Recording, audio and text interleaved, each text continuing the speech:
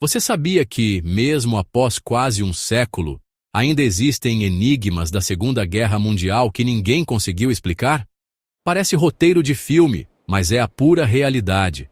A gente estuda sobre as batalhas, as estratégias, os heróis e os vilões, mas por trás dos livros de história, existe uma camada de mistérios que desafia a nossa compreensão. Relatórios secretos que simplesmente desapareceram dos arquivos mais seguros do mundo. Navios de guerra que sumiram sem deixar rastros em pleno oceano. E até mesmo esquadrões inteiros de soldados que evaporaram do campo de batalha como se nunca tivessem existido.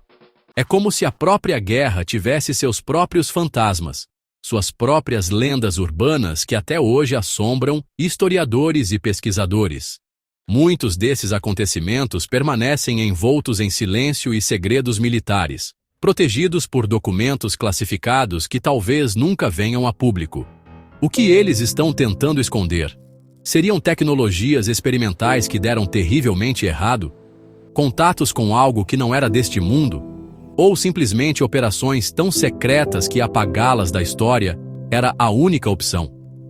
As perguntas são muitas, e as respostas, escassas. Cada um desses enigmas abre uma porta para um lado da guerra que pouquíssima gente conhece. Um lado sombrio, inexplicável e, honestamente, assustador. Prepare-se, porque no vídeo de hoje, nós vamos mergulhar de cabeça em alguns dos casos mais bizarros e inexplicáveis da Segunda Guerra Mundial. Vamos investigar desaparecimentos que desafiam a lógica, bases secretas em locais remotos e teorias que parecem loucura, mas que são apoiadas por pistas e testemunhos perturbadores. Eu prometo que ao final deste vídeo, você vai questionar tudo o que achava que sabia sobre o maior conflito da história da humanidade. Então, se acomode aí e venha comigo desvendar esses arquivos ocultos. Em meados de 1943, no auge da guerra, um avião de transporte pesado da Luftwaffe, o Junker Ju 390, decolou de uma base na Noruega ocupada pelos nazistas. Este não era um avião qualquer. Era um protótipo de longo alcance, uma verdadeira fortaleza voadora capaz de cruzar o Atlântico.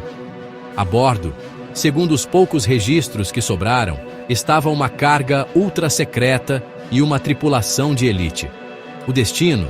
Desconhecido. A missão? Um completo mistério. O avião, conhecido em códigos internos como Voo 19, simplesmente desapareceu dos radares poucas horas após a decolagem e nunca mais foi visto. A busca que se seguiu foi estranhamente contida. Enquanto o desaparecimento de um protótipo tão valioso deveria ter gerado uma operação de resgate massiva, os registros oficiais alemães são quase silenciosos sobre o assunto. Não há destroços, não há manchas de óleo no mar, não há pedidos de socorro, nada. É como se um avião de 6 motores, com mais de 50 metros de envergadura, tivesse simplesmente deixado de existir no meio do ar. Historiadores que tentaram investigar o caso se depararam com um muro de silêncio e documentos que foram claramente adulterados ou simplesmente sumiram dos arquivos militares da Alemanha após a guerra. As teorias sobre o que aconteceu com o Voo 19 são tão fascinantes quanto assustadoras. Alguns pesquisadores sugerem que o avião transportava cientistas e tecnologia nuclear para uma base secreta na América do Sul, ou talvez até mesmo na Antártida. Outros acreditam que a carga era o lendário Tesouro de Rommel, uma fortuna em ouro saqueada do norte da África. Há ainda quem especule sobre uma arma secreta, uma Wunderwaffe, que poderia ter falhado em pleno voo, desintegrando o avião sem deixar vestígios. A falta de evidências concretas só alimenta a especulação e transforma o Voo 19 em um dos maiores fantasmas aéreos da história. O que realmente estava naquele avião? Por que o alto comando nazista pareceu tão pouco interessado em encontrá-lo? Seria possível que o desaparecimento, na verdade, tenha sido um sucesso? Talvez a missão não fosse chegar a um destino, mas sim desaparecer para sempre, levando consigo um segredo que jamais deveria ser revelado. Até hoje, O destino do voo 19 da Luftwaffe e de sua tripulação permanece um enigma completo. Uma ferida aberta nos anais da aviação militar. Um mistério que o tempo se recusa a resolver. No final de 1946, apenas um ano após o fim da guerra, os Estados Unidos lançaram uma das maiores expedições militares à Antártida já vistas, a Operação High Jump. Oficialmente, era uma missão científica e de treinamento para climas frios. Mas a escala era gigantesca, mais de 4.700 homens, um porta-aviões, 13 navios de apoio e dezenas de aeronaves. Por que uma demonstração de força tão massiva em um continente desabitado e congelado, logo após uma guerra devastadora? A resposta, segundo muitos teóricos, está no que os nazistas podem ter deixado para trás. Rumores persistentes, que começaram a circular ainda durante a guerra, falavam de uma base nazista secreta na Antártida, codinome Base 211 ou Neuschwabenland. A ideia era que, usando sua frota de submarinos, os alemães teriam estabelecido um refúgio secreto em uma área do continente com fontes termais geotérmicas, criando oásis livres de gelo. Essa base serviria como um último reduto para a elite nazista e um laboratório para o desenvolvimento de tecnologias avançadas, como os famosos discos voadores, os Haunebu. A Operação High Jump, portanto, não seria uma missão científica, mas uma operação de limpeza para encontrar e destruir essa base. O que torna essa história ainda mais estranha é o fim abrupto da operação. Planejada para durar de 6 a 8 meses, a Operação High Jump foi cancelada subitamente após apenas 8 semanas. A frota retornou aos Estados Unidos às pressas. O almirante Richard E. Byrd, comandante da missão, deu declarações enigmáticas à imprensa chilena no caminho de volta. Ele falou sobre a necessidade de os Estados Unidos se defenderem contra objetos voadores hostis, que podem voar de polo a polo em velocidades incríveis. Ele mencionou uma nova guerra e uma ameaça vinda da região polar. Essas declarações foram rapidamente abafadas pela mídia americana. O que a frota do almirante Byrd encontrou na Antártida, que os fez recuar tão rapidamente?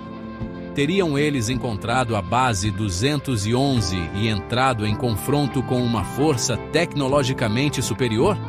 Relatórios não oficiais falam de perdas de aeronaves e pessoal, muito além do que foi admitido publicamente. O diário pessoal de Byrd, se é que existe, permanece um dos documentos mais cobiçados por pesquisadores de conspirações. A verdade sobre a Operação High Jump e a possível existência de uma base nazista na Antártida continua congelada sob camadas de gelo e sigilo militar, um dos capítulos mais bizarros da Guerra Fria que se iniciava. A história do SS Ourang Medan é tão macabra que parece tirada de um conto de terror. Em junho de 1947, vários navios na costa da Indonésia captaram uma série de mensagens de socorro aterrorizantes em código Morse. A mensagem começava com SOS, do SS Ourang Medan. Todos os oficiais, incluindo o capitão, estão mortos, caídos na sala de mapas e na ponte. Possivelmente toda a tripulação morta. Após uma pausa, vieram as duas últimas palavras, quase indecifráveis. Eu morro. Depois disso, um silêncio total. Um navio mercante americano, o Silver Star, estava perto o suficiente e correu para o local. Ao se aproximar, a tripulação do Silver Star viu o Ourang Medan à deriva, parecendo intacto, mas estranhamente silencioso. Nenhuma resposta aos seus chamados. Uma equipe de abordagem subiu a bordo, e o que encontraram foi uma cena de pesadelo. A tripulação inteira do navio holandês estava morta. Seus corpos estavam espalhados pelo convés e pelas salas, congelados em posturas de pânico, com os olhos arregalados de terror e os braços estendidos como se estivessem se defendendo de uma ameaça invisível. O mais bizarro era que não havia sinais de ferimentos ou luta em nenhum dos corpos. Até o cachorro do navio foi encontrado morto, rosnando para algo que não estava lá. A equipe de abordagem sentiu um frio anormal vindo do fundo do porão, mesmo sob o sol tropical escaldante. Decidiram rebocar o navio para o porto mais próximo para uma investigação completa. No entanto, assim que prenderam os cabos de reboque, uma fumaça densa começou a sair do porão de carga do Ourang Medan. A equipe americana mal teve tempo de cortar os cabos e se afastar antes que o navio fantasma fosse consumido por uma explosão violenta e afundasse rapidamente, levando consigo todos os seus segredos e os corpos de sua tripulação para o fundo do Estreito de Malaca, o que matou a tripulação do Ourang Medan de forma tão horrível e simultânea. Uma teoria popular conecta o navio à infame Unidade 731 do Japão ou a cientistas nazistas. A suspeita é que o navio estivesse transportando secretamente um coquetel de agentes nervosos ou armas químicas experimentais, como sarin ou tabum, que teriam vazado. Isso explicaria as mortes rápidas e a ausência de ferimentos. A explosão teria sido deliberada para destruir as provas. O problema? Não existem registros oficiais de um navio chamado SS Ourang Medan. Seu nome não consta em nenhum registro de frota. Teria sido um navio fantasma, operando sob um nome falso para uma missão secreta que deu terrivelmente errado? O mistério permanece. Muito antes da Segunda Guerra Mundial, durante a Primeira, a Marinha Imperial Alemã construiu um submarino que se tornaria lendário não por suas vitórias, mas por sua aura de maldição, o U-Boat 65. Desde sua construção nos estaleiros de Hamburgo, em 1916, o submarino foi palco de uma série de acidentes bizarros e mortes inexplicáveis. Durante a construção, uma viga de aço caiu, matando 2 operários. Em seus primeiros testes no mar, 3 marinheiros morreram asfixiados em uma sala de máquinas por um vazamento de gás. Pouco depois, um torpedo explodiu dentro do submarino durante um carregamento, matando o primeiro oficial e outros 4 tripulantes. O terror a bordo, no entanto, não era causado apenas pelos acidentes. A tripulação começou a relatar aparições fantasmagóricas. A figura mais vista era a do primeiro oficial morto na explosão do torpedo. Ele era frequentemente visto de pé, na proa do submarino, com os braços cruzados, olhando fixamente para o mar. A aparição se tornou tão comum e aterrorizante que muitos marinheiros se recusavam a servir no U-65. O capitão, um homem cético, começou a sofrer de colapsos nervosos. Em uma patrulha, um tripulante enlouqueceu, gritando que o fantasma estava a bordo, e se jogou no mar para nunca mais ser visto. A situação ficou tão insustentável que a Marinha Alemã, algo inédito, autorizou um exorcismo a bordo do submarino, realizado por um pastor. Por um tempo, a calma pareceu retornar, mas a maldição não havia acabado. Durante uma batalha, o capitão do U-65 foi decapitado por um estilhaço enquanto olhava pelo periscópio. Em outro incidente, um artilheiro foi varrido do convés por uma onda em um mar surpreendentemente calmo. O U-65 se tornou um tabu, um navio que ninguém queria comandar e em que ninguém queria embarcar, uma lenda sombria sussurrada nos portos alemães. O fim do U-Boat 65 é tão misterioso quanto sua história. Em julho de 1918, um submarino americano encontrou o U-65 na superfície, abandonado na costa da Irlanda. Enquanto a tripulação americana se preparava para abordar o submarino inimigo, ele explodiu violentamente e afundou sem motivo aparente. Não havia sinais de batalha, nenhum torpedo americano foi disparado. O relatório oficial americano diz que a explosão foi interna, mas a lenda conta outra história. O último relato do comandante americano dizia que, momentos antes da explosão, ele viu uma figura solitária parada na proa do submarino alemão, com os braços cruzados. O fantasma do oficial, cumprindo sua última vigília.